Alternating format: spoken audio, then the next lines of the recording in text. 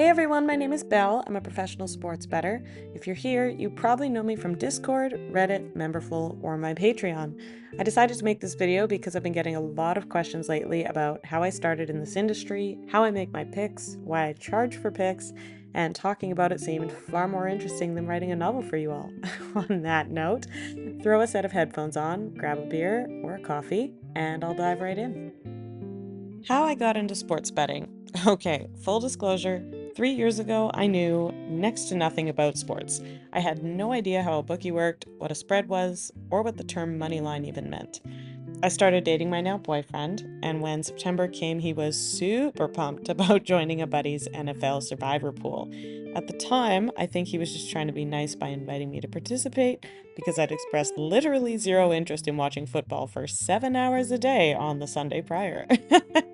That said, I'm also a competitive person by nature, so I wasn't sitting it out.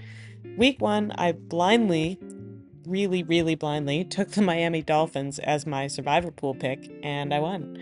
My seasoned boyfriend's pick, on the other hand, took a dive. Now, when I say I blindly picked it, I mean I used the same strategy that Homer Simpson uses to run a safety protocol at the power plant. The following week, I made my second pick, again, mostly blind because I knew next to nothing, but it won. I ended up surviving until week 6, at which time the Jacksonville Jaguars took a big L, knocking me out. I'm still not over it. Once that happened, I was hooked. I swore I would learn anything and everything there was to know about making some money betting on football.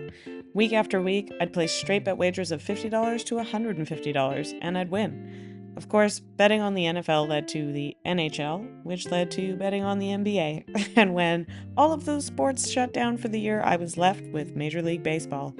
A lot of people now ask me how on earth I bet and remain profitable across so many sports. Honestly, it was simply out of both boredom and necessity. I actually get this next question a lot.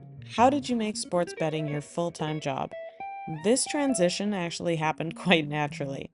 As soon as I was clearing over $10,000 a month, I decided to slowly axe every client I had.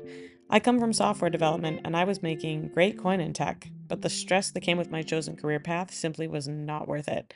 The moment I started making more money at home than I was doing something I didn't really like for people I didn't really like, the choice was incredibly simple. Let's talk about the $1,000 bankroll. A lot of people don't think they have the financial means to start betting for a living. I am living proof that no matter how little money you currently make, it can be turned into a small fortune in a matter of weeks. I was only willing to spend $1,000 trying to make this once upon a side hustle work. I figured if I was any good and had a hope in hell at doing this long term, $1,000 would be more than enough. And it was. I set my unit size and bet consistently on 1 or 2 games a day for about 6 months. And let me tell you, that handful of money turned into a small mountain very quickly. Well, this is another good one. Do you use an algorithm to make your picks? No, friends, I do not. Truth be told, I don't trust computers to do this shit for me for a number of reasons. Players change, teams change, temperaments change, career paths change far too often for me to think a computer is going to give me all of the wins I need to remain profitable. I watch nearly every single game I bet on. Why? Because I'm invested. Seeing the drive of the players in the game that you've got money on is a big factor in your cash out potential. It's also critical to observe how certain key players perform so that you can make educated picks the next time they're up against a completely different squad. Why do you charge for picks? Oh, God, guys, I'm so excited to dive into this one. Okay, contrary to popular belief, I actually love this question. I am always floored by how offended some people get by the idea that some cappers charge for their picks. Friends, I charge for picks for the same reason any other person in any other creative or technical profession charges for their services. Doing the research and due diligence to stay profitable long-term in layman's terms is a lot of fucking work. Truth be told, I also aim to be someone and something that both beginners and established bettors can reach out to if they're ever unsure about their wagers. I think one of the best parts of doing my job lately is getting to know all of the people that are now a part of my various subscriptions. So while yes, I'm betting for myself, I'm also consulting for others. As for those who think they should just get free picks, oh man, I admire any capper who devotes their time and energy to providing free picks and resources to the masses. That said, this is their choice.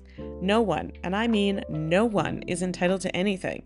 If someone thinks they should just get free picks, then they should also know that they're completely capable of making their own picks for free. All it tells me when someone is choked that I charge is that I'm probably worth it. This is actually a really good question. What has sports betting for a living taught you? Oh man, the list is endless. What have I learned? Patience and knowing and accepting that literally anything can change. I've completely stopped panicking, for example, if the team I've bet on has a rough start, because experience has taught me that a comeback is always possible. It's also taught me how to capitalize on opportunities, and thus, and perhaps most importantly, it's taught me how to win.